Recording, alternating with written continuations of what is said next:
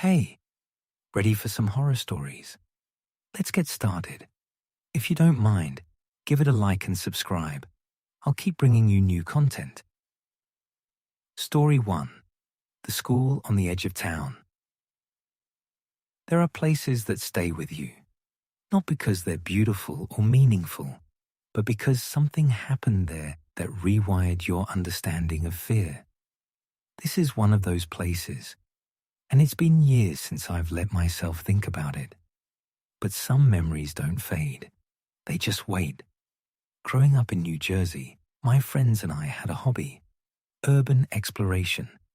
Abandoned buildings, empty warehouses, forgotten factories, anywhere we weren't supposed to be. Most of it was boring, honestly. Decaying concrete and rusted metal. The kind of places that look interesting in photos but feel hollow in person. But every now and then, we'd find something different. Something that made the risk feel worth it. One place had been on our radar for months, an abandoned middle school about 30 minutes from where we lived. I won't name it, privacy matters, even for dead buildings. But if you've spent any time in North Jersey's urban exploring scene, you probably know exactly which one I'm talking about. We'd seen photos online, graffiti-covered hallways, a stage collapsing in on itself, a place frozen in time, waiting for someone to notice it was still there. It was late summer, the kind of humid, heavy air that makes you restless. We'd been doing the same things for weeks, playing basketball in my backyard, driving around with no destination. Boredom was setting in, and that's when someone, none of us remembers who, suggested we finally check out the school. There were 4 of us that night: me, Yuri, Frank, and Freddie. Frank and I were into graffiti, so we brought spray paint, black and white cans, nothing fancy. The rest of my bag held something else: Roman candles left over from the 4th of July. Our routine was always the same: sneak in, mess around, get to the roof if we could, shoot off a few fireworks, sprint out before any cops showed up. Simple, predictable, safe, or so we thought. Yuri was driving. He pulled onto a side street a few blocks from the school, and we got out. The night was quiet. No traffic, no voices, just the occasional chirp of crickets. We walked toward the building, flashlights in hand, and were surprised to see the fence around the perimeter had been cut. A clean slice through the chain link, just wide enough for a person to slip through.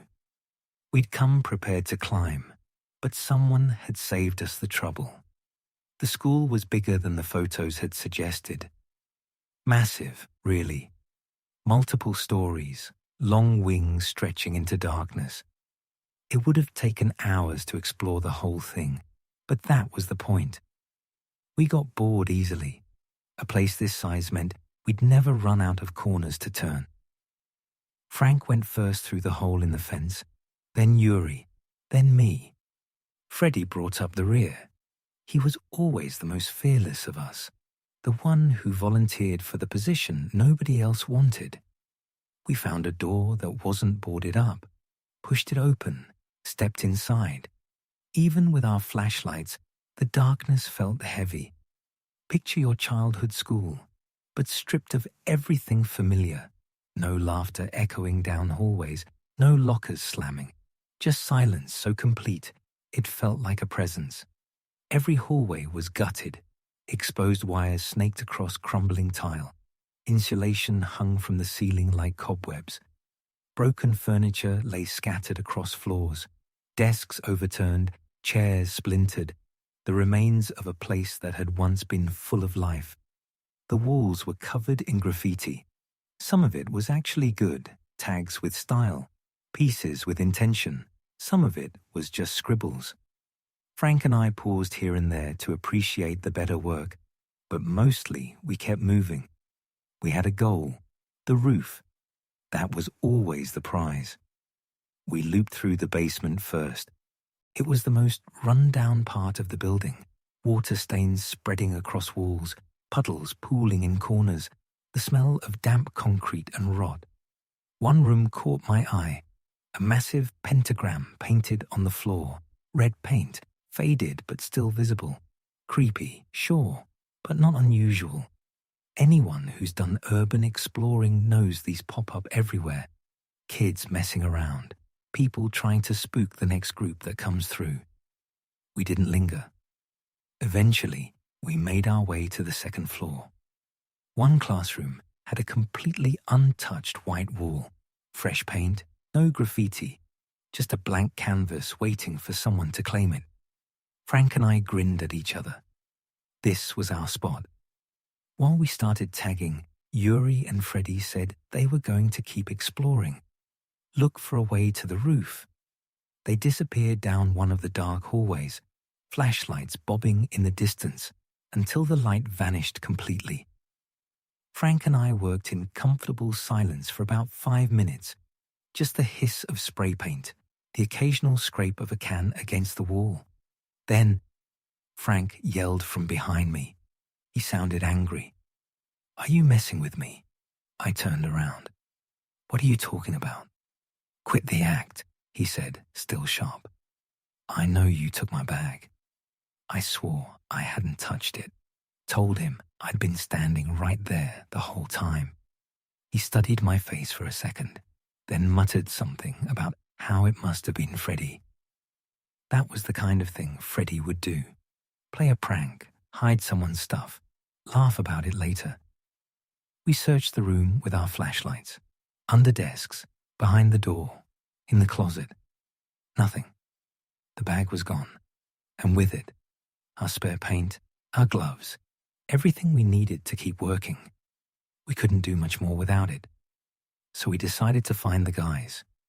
They were probably on the roof by now, waiting for us. We went as far up the stairs as they'd take us, but they stopped at the 4th floor. No access to the roof. We wandered that floor aimlessly, checking rooms for another staircase, another door, anything that might lead up. The hallways twisted in ways that didn't make sense. Doors opened into dead ends. Windows looked out onto brick walls. It was a maze, and we were losing our sense of direction. Then, I walked into a small side room and froze. There, on the wall, was another pentagram. But this one was different, fresh. The paint was still wet, dripping down the cinder block in slow, deliberate trails. And in the corner of the room, sitting perfectly still, was Frank's bag. Frank stepped in behind me and immediately saw what I was looking at. Without a word, he crossed the room, grabbed the bag off the floor, and said, loud enough for the empty halls to swallow, "What the hell is wrong with him?" I didn't respond.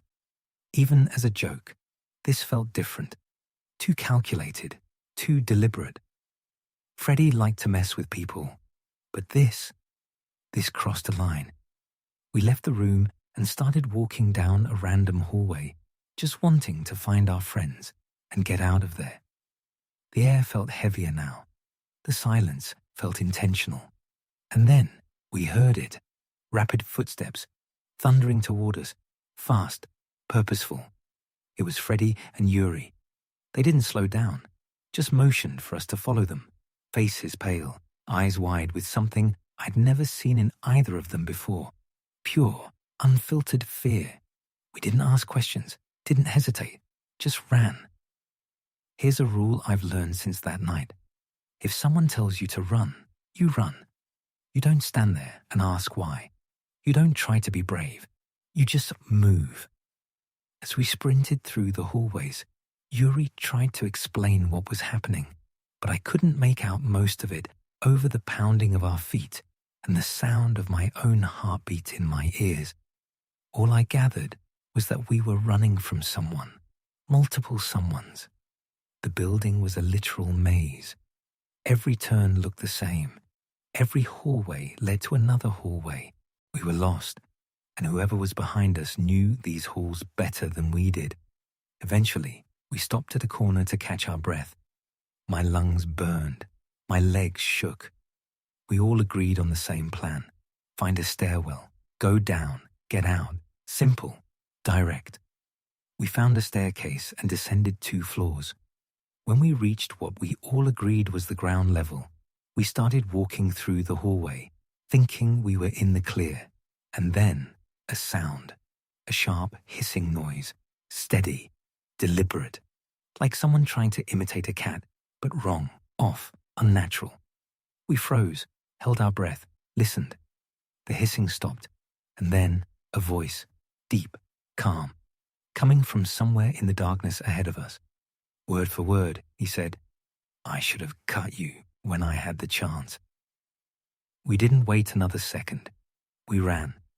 This time, I could actually hear footsteps behind us.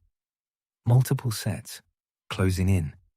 They were yelling, obscene things, threats, promises of what they'd do when they caught us. Stuff about how they had all the exits covered, how we weren't getting out alive. It was the scariest moment of my life. I thought we were going to have to run back upstairs and hide somewhere in the building. Wait for morning. Hope someone found us. But somehow, Yuri took a turn at exactly the right moment. And up ahead, we saw it. The original door we'd come through. Light from the street, filtering through the glass. Freedom. We didn't stop running until we were through the fence and back at Yuri's car. He started the engine before any of us had even buckled our seatbelts. We looked back at the school as we drove away, but it was just a dark silhouette against the night sky.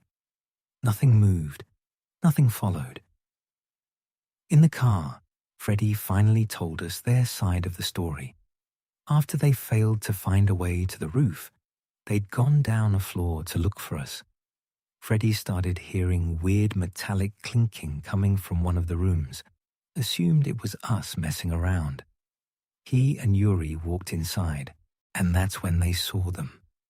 3 figures, cloaked, hunched over something on the floor in a circle.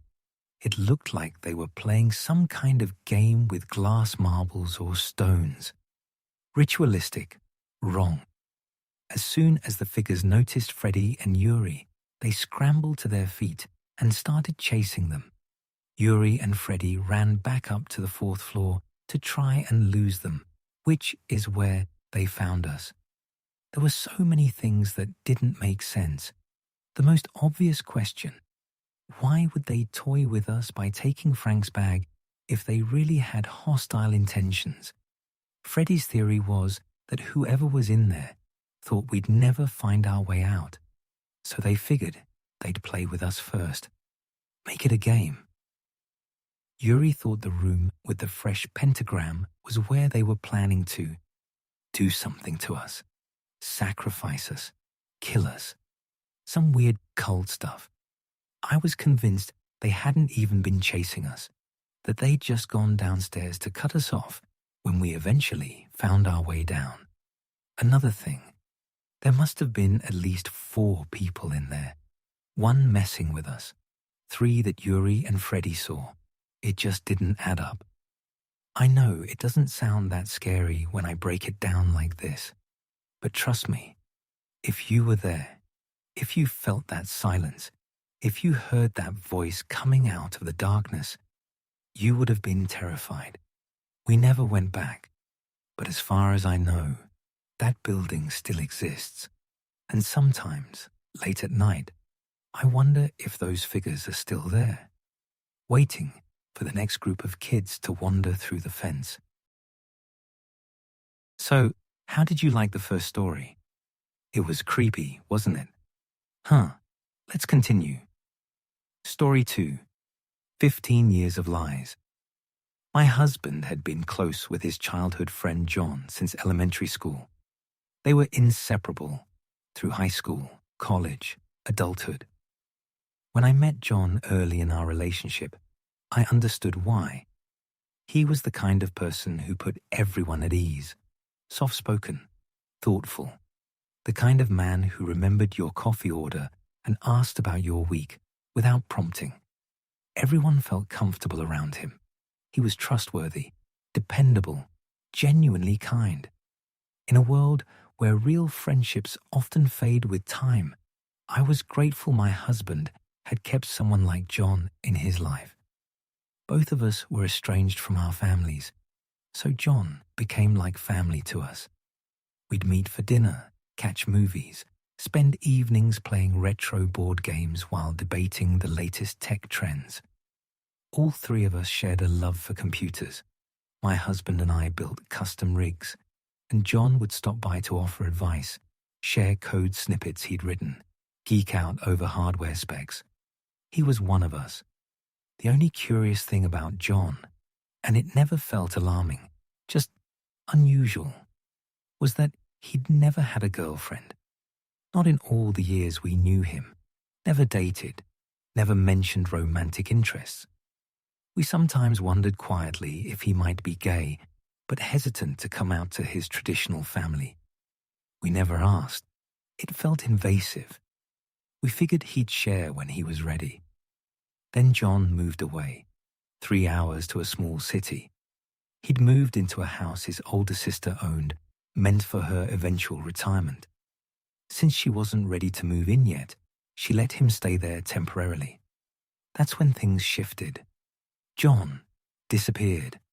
Not literally, but emotionally. He stopped calling, stopped visiting, didn't respond to texts for days. My husband and I chalked it up to the distance at first, adjusting to a new city, settling in. But months passed, then a year, then 2. I could see the sadness in my husband's eyes.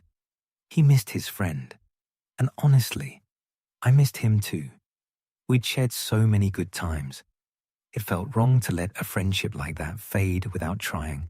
So I took charge, called John, arranged a visit. When we arrived, I was unsettled. The house sat in a secluded neighborhood, literally in the middle of nowhere. No neighbors visible, just trees and silence. And the house itself, it wasn't just lived in. It felt occupied, dusty, cluttered, like someone had moved in but never truly settled. John's room confirmed it. He had his own space, but it looked like a teenager's bedroom frozen in time. Clothes strewn across the floor, computers and tangled wires everywhere. No adult touches, no photos, no books beyond tech manuals, no sense of a life built over decades. He told us his sister visited every other weekend and took the master bedroom. He complained about his privacy being interrupted. I thought, you're in your late 30s. You could rent your own apartment. But I kept that to myself. We went to dinner. I finally asked the question burning in me. Why did we lose touch? He shrugged, said he'd been busy with the move, lost track of time, promised it wouldn't happen again. His answers were off, too short, too polished, like he'd rehearsed them. My husband gently suggested he'd probably want his own place by now, being 3 hours away and all. Financially easier this way, John said. Generic, rehearsed. I asked if he was seeing anyone. Not in a position for that right now, he replied. Need to get my finances in order first. Every answer made logical sense, but my gut twisted. He wasn't just distant, he was hiding. I didn't know what. But the man sitting across from us wasn't the John we'd known for 15 years. We drove home confused, but hopeful.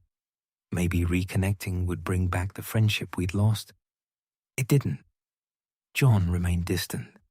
His social media stayed silent, but I noticed something strange. Since I was connected to him, I could see his public activity, and he'd been liking Nickelodeon shows. Not just liking, commenting. Comments written like a child. Can't wait for the next episode. That was so funny, LOL. A man in his late 30s, writing like a 10-year-old about kids' sitcoms. I told myself I was being nosy. Some adults enjoy cartoons. It's harmless. I didn't mention it to my husband. Didn't want to seem judgmental. Didn't want to invade John's privacy over something that might mean nothing. A year later, John visited us once. Again, only after monumental effort on my part to arrange it. Even though he traveled our way often to see his mother, he never stopped by. That uncanny feeling returned. He's avoiding us, hiding something. My husband eventually accepted that their friendship had simply drifted. People change. Paths diverge. He stopped trying to force connection. Then, out of nowhere, my husband called me downstairs. "Come look at this. Hurry." I rolled my eyes. He sometimes exaggerated to get my attention. But when I reached the living room, his face was pale, white as paper. He pointed the remote at the TV. A news segment played, courtroom footage, and there, led in by a bailiff wearing an orange jumpsuit, hands and feet shackled, was John. I did a double take. This has to be a joke, a lookalike. My husband's messing with me. But the screen displayed his full name. The newscaster's voice was calm, clinical. John, last name, has been arrested in connection with one of the largest child exploitation networks dismantled in recent history. He was identified after investigators obtained user data from a dark web platform shut down last month. The words hit like ice water. My husband had stumbled on this while channel surfing. He'd watched it 20 times before calling me down, unable to process what he was seeing. We sat in silence, mouths open, staring at the screen like it might rewrite itself. Later, we searched online, learned his mother's house and his sister's home had both been raided. Investigators found hundreds of illegal files on his computer. Evidence suggested he'd been collecting this material since his youth. There was also a DNA match to an ongoing case, but we stopped reading there. Neither of us wanted to know what that meant. John would spend 30+ years in prison, an old man by his first parole hearing, forced to wear an ankle monitor for whatever remained of his life. If he was ever released, his sister removed his name from her house deed, deleted every trace of him from social media. When a family disowns someone like that, the details must be truly horrific. We removed John from our contacts, deleted every photo, severed all ties. We didn't visit his family. We won't visit him in prison. Too many questions, too much pain. This broke my husband in ways I'm still untangling. He became paranoid, distrustful, refused to make new friends. And I understand why. Because this truth changes you. You never truly know anyone, not even someone who slept in your home, shared your table, laughed with you for 15 years. The sweet, humble man we knew was an illusion, a carefully constructed mask, a magic trick so convincing we never saw the strings. John had been hiding something all along, and what he hid was a monster. But the cruelest part, he wasn't hiding from us. He was hiding in plain sight, and we never saw him at all. How do you like this story from 1 to 10? Let me know in the comments. I really appreciate you giving it a like, so I can keep trying and improving the content for you. It's not a big deal, unlike the next story. Story 3. The Hotel Devil Mystery. Many years ago, I decided to take a road trip from Florida to New Mexico to visit my adopted aunt, Linda. We weren't related by blood, but after losing touch with my own family, she became the person who showed up when I needed a shoulder to cry on. We'd met in Clearwater when I was fresh out of a painful breakup. She was decades older, kind in a way that felt rare, and somehow we fell into this tradition. Fancy days, shopping sprees followed by dinner at the most expensive restaurant we could find, just to remind ourselves that joy still existed. When she developed respiratory issues, she moved to Albuquerque for the drier climate. And to save money for our next fancy day together, I started hunting for cheap motels along my route, especially near Shreveport, where I usually stopped after 12 hours behind the wheel. That's how I found the Hotel de Ville. $20 a night. Photos showed a quaint little place with vintage charm, white trim, flower boxes under the windows, a wraparound porch, significantly cheaper than downtown options. I called ahead to confirm they accepted late check-ins. Sometimes I didn't reach Shreveport until 2 or 3 in the morning. They assured me it wasn't a problem. I booked a room, excited at the prospect of a comfortable stop I could return to year after year. Reality hit differently. I pulled in just after midnight. The building stood alone at the edge of town. No neighboring businesses, just dark fields stretching into nothingness. The lobby was empty except for a night clerk buried in a magazine, barely glancing up as I signed the register. When I asked how many other guests were staying, he shrugged. Just you tonight. Something about that felt off. Nice places like this, especially at $20 a night, shouldn't be empty. But exhaustion dulled my instincts. I told myself solitude was a luxury, peace. I took my key and headed to room 214. The room itself was clean enough, floral bedspread, faint scent of lemon cleaner. I didn't unpack, just grabbed toiletries for a quick shower. Unwrapped a new toothbrush, opened the small trash can beside the sink to toss the packaging, and froze. No liner, just bare plastic at the bottom. Annoyed, but not alarmed. I remembered I had a small CVS bag in my suitcase.